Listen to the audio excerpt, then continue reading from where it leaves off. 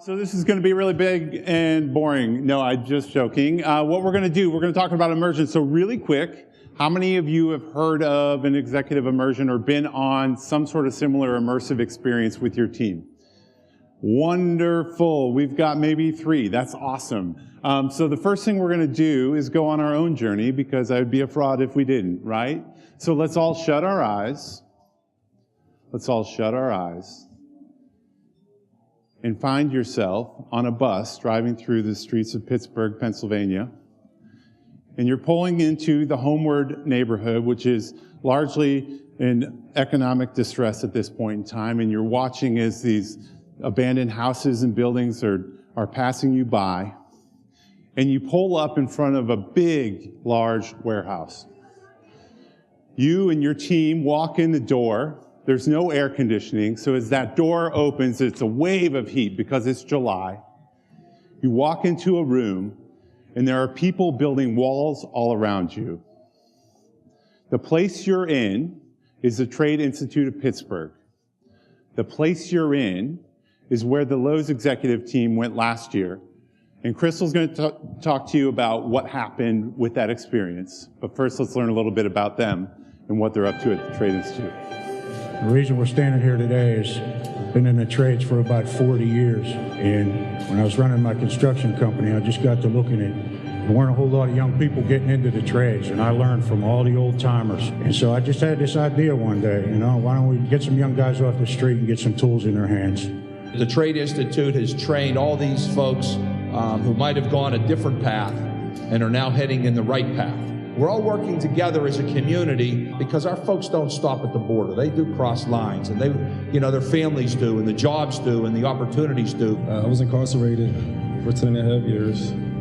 Been out since June 2013. I'm still maintaining a walk that only I can build and only the path that I was supposed to lead down myself. And I'm holding on with people in my corner like Steve Shelton. The Trades Institute has provided opportunities for a new career path and gives a specialized training that helps them to lead to a living wage, and that's big. And those folks that are going to be given that opportunity are going to be able to help to preserve neighborhoods, public areas, and basically keep what we've always viewed to be Pittsburgh. Steve, I'm very, very proud of the work you've done and the realization that they saw in this building that had been basically ignored and forgotten. Congratulations on it exceeding even what you talked about years ago.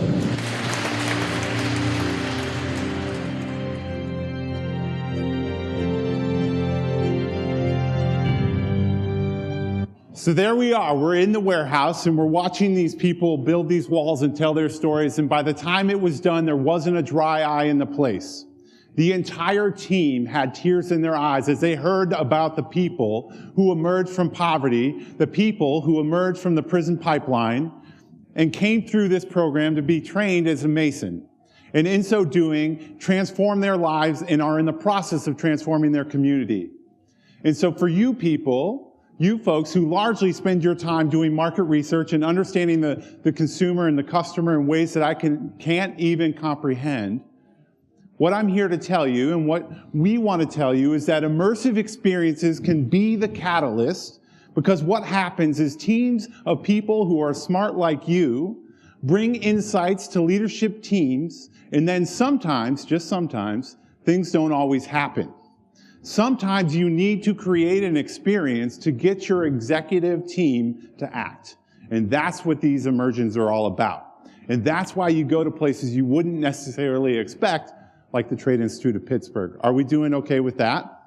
Okay, so for the people who didn't raise your hands, really quick, what is an immersion? It's a 1 to 2 day facilitated journey to connect a team with the people, places, and ideas that are going to spark new thinking on emerging challenges or opportunities. And that is a really long definition, but basically the crux of it is you get executive teams out of the office, you get them away from their desks, you get them away from their phones, and what happens is that when you separate yourself from your day-to-day, you activate your mind, because we live most of our lives 60% of our lives actually in the subconscious. So how many people have ever driven to work and not remembered that they drove to work? Anybody ever done that? That's your subconscious, because it's the same drive every single day. Well, guess what? When you are on the same phone, in the same office, on the same computer, your mind operates in very similar ways. And so by getting out into these environments, you can spark that new thinking. Are we feeling that? Everybody good? Cool. So what we're going to do is talk about how to create one of these transformational immersions, because not every executive field trip would be transformational. And so there's really 4 key elements. And before we do, this is the founder of Earth Day. This is an innovation team from a very large hotel company. They wanted to explore the possibility of being the world's most sustainable. And so we said, well, we think we know the guy you should talk to. And it was a little scary because he started his spiel in 1969. He said he was on the brink of suicide. By the way, he walked in with no shoes on.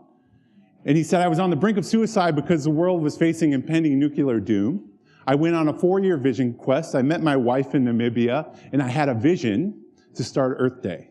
And that's how we started this experience, so even I was a little stressed. But when you start an experience with that interesting of a story, you're going to get to a place which is where they got, which is how can we build a flagship, world's most sustainable hotel? Cool. All right, so let's talk about the 4 elements to a transformational immersion. Just 4. First, tell a story to frame an experience, push beyond the norm, connect the team as human beings, and lastly, create the space for bold ideas. Okay, tell a story to frame the experience. I'm not going to tell you folks about storytelling because I've already learned so much today about it. But what I will say is if you're going to get a team of senior leaders or executives, those are the most highly educated, highly experienced, and highly skeptical individuals you can have. And sometimes, just sometimes, C-suite folks have opinions. And so if you don't frame the journey and tell them exactly why they're on this and exactly what this is about, you might lose them. And usually it starts with the CFO.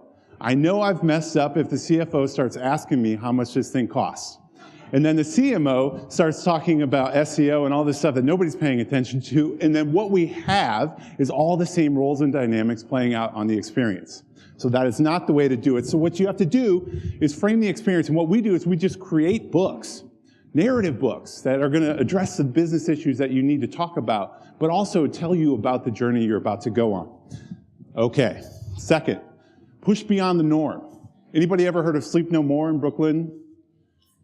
There you go. Okay, so sir, Sleep No More is not a place you take C-suite executives because it's pretty wild. It's an immersive interpretation of Macbeth in an abandoned hotel in Brooklyn, New York. It was supposed to be a temporary thing, but it ended up going on for years and years.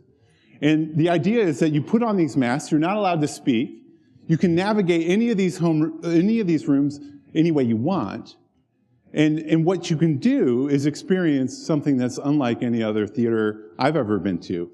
And it even pushed me outside my comfort zone because there's nudity, there's all sorts of extreme things. And it was actually my client who was pulling me in. But in doing this, we took a CPG company, and they really thought differently about sensorial marketing. So the next day, they had at least 13 different ideas about ways they could create experiences for their customers that would help them create more sensorial marketing and things like that. Second to last, let's connect the team as human beings. Google did a 2-year study, Project Aristotle. Anybody ever heard of that? Okay, cool. Project Aristotle was basically, they had a question, which was what makes our most successful teams successful? The thing is, it's not experience, it's not the number of patents they had, it's not any of the things that you might expect. The one thing that makes teams most successful and most powerful is psychological safety. So if every meeting we have, I'm sitting there and I'm posturing for position and I'm fighting you and I'm defending my turf, we're not in a creative space. And if we're not in a creative space, we're not building our business. And so what happens is you can use experiences here where we shed our work uniforms, we shed our titles, we're all just human beings on a journey together, and what happens is you start to see the bonds build. And I always look for the people who are most divided, and I find ways to get them together. And sometimes it takes a little alcohol, but we get them there, and you get yourself a situation where you get a little bit more psychological safety. All right, last, create the space for bold ideas. So you can see by me being here, I talk very fast, but I assure you it's very important if you ever do one of these to not cram the agenda back to back to back to back to back. You have to create moments of quiet reflection. So we might have the executive team get on the bus and I'll be holding a bucket. And I'll say, all phones in the bucket, no talking on this bus. That usually takes a little bit of trust to get going, but sometimes we do it. And then what happens is you're forced to stare out the window and watch as the city passes you by. And then you take all of the experiences you've had and your brain starts connecting the dots in ways that we don't even fully understand. And then at dinner you might say, let's not focus on cramming the agenda. Let's just talk. Have a cocktail if we want, whatever. And then what happens is your brain is sort of subconsciously activated so that the next day on your debrief you might get to a really fruitful place, which is exactly what we wanted to have Crystal talk about today, which is last year when we went to the Trade Institute of Pittsburgh, and by the way, we went to a lot more locations, something important happened, and I'll turn it over to you, ma'am. Well, so as you can imagine, we went to 6 places, and a lot of them were directly linked to ways we could improve the bottom line. So you knew that would be. We went to a robotics lab. We learned a little bit about some ways we could potentially reduce cost. We went to a data intelligence company and learned some ways to improve our supply chain. These all were great, but the biggest surprise was the impact and the transformation that we saw based on our experience at the Pittsburgh Trade Institute. Sure, the execs knew the pre-read, they knew the stats. Skilled trades as an occupation, declining. People coming out of high school, they may not go to college, okay, but are they going to go into the skilled trades? Not so much. There's some stigma there, as you may guess, and as you may know. So knowing all that, and knowing that for every 5 individuals that retire, a carpenter, a plumber, electrician, only 1 is entering that occupation and going into that job. Declining involvement, but yet such big demand. And it's an area that Lowe's plays, right? So we knew it was important. But it was something we've been talking about a long time. And so I think in this case, and I think about data and what we all do day in and day out, and trying to take that data, take that science, combine it with the art, tell that story, craft that story. They'd heard the story. They'd heard the secondhand stories. But in this case, it was the real situations and the real people and the real experiences and having them hear it firsthand in real time that really created this impetus to finally push us over the edge and make some change. So just this February, we launched Track to the Trades, which is an employee program whereby we are paying the upfront costs for our employees who want to enter into a trade.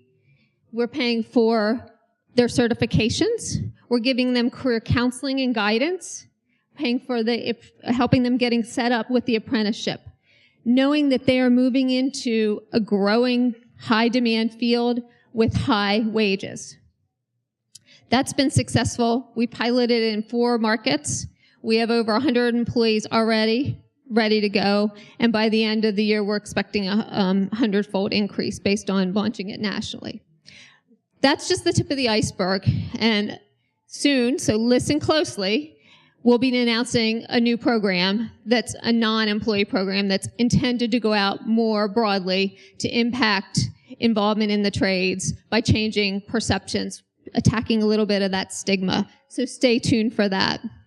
So for me, just to sum it up, so many times you craft that story and you just get pushed up against that wall and you can't take it to the next phase. And sometimes it really just takes that real voice, that real experience, that real emotion, and maybe some wet cheeks on our executives to really push us to the next phase and to transform and make a change. So thank you. Do you have any questions for Matt or I? Hey, you guys, real quick, can I just say, no one clapped when she said the track to the trades thing, and I promise you I'm not being paid, but that's pretty cool. Can we clap a little bit for Lowe's? I mean, it's a big deal. And they just do it, no questions asked. If I want to be a plumber, HVAC, roofing, whatever, I can do it on Lowe's time. So thank you very much, that's awesome. Okay, questions. I swear I'll start pointing at people. Okay. Yeah, I didn't clap because I didn't want to interrupt the flow of what you were saying. I thought it was awesome. Oh, see, you're more polite than me, sir. Thank you. It was awesome. And I think the idea of rolling it out is fantastic. What struck me about that, if I could editorialize for a second, is like I work for Ford Motor, and many, many years ago, Henry Ford started paying his employees a higher wage to get them to consume the products that they're using. So imagine it's kind of a similar thing here. You're feeding the future of your business, and I think that's fantastic. Question. So we talked about immersions and it's kind of like, I think you talked about reducing cost and the Pittsburgh Trade Association. So let's say you had some research insights, some insights from a research project you wanted to bring to life through this kind of immersion. How could you apply that same type of thinking to that situation? Yeah, so basically our philosophy with how we construct these is you tell me what you want. So Lowe's, originally was looking at omnichannel, a whole number of other factors. And so if you came to me and you said, I really want to bring this research to life, well, you've got the research, you've got the data, so let me give you the stories, the human beings that I can connect you with, because I will remember the human being and I may not remember all of the data. And so it's just a good anchor, and to provide those experiences, I'll give you the story to help you remember and recall exactly what we're talking about here with your research. Yes? Hi. So obviously the topic of this was about executives, but how do you get the excitement that the executives are feeling to trickle down to the rest of the organization and the other teams? Yeah, and I don't want to bogart the mic, but what I would say is is that even an appropriate thing? Okay, I'm so sorry, y'all. I always say the wrong thing like that, but anyway, I think the biggest thing is when you look at what comes out of these, that's usually the teeth. So like Track to the Trades is a big deal at Lowe's right now for both the people in the stores, as I understand it, but then also on the sort of the headquarters side. So it's like, what is the tangible change that happened? Other times though too, we'll do junior immersions and actually take other teams on similar journeys that are more complementary to their sort of workload. Ma'am? No, I would just say that when we launch a program and we start talking about a program, you'll see it peppered throughout a lot of our communications. And then when we formally launch it, so, even kind of a pre-launch phase, but when we formally launch it, we really make a big deal out of it internally, particularly with this being an employee program, and as we will do going forward. But our execs will talk about it. It'll be peppered through, and then we make it a big deal in terms of our internal communications and our internal media. So. Well, thank you very much. Thank you, Matt. Thank you. Thank you.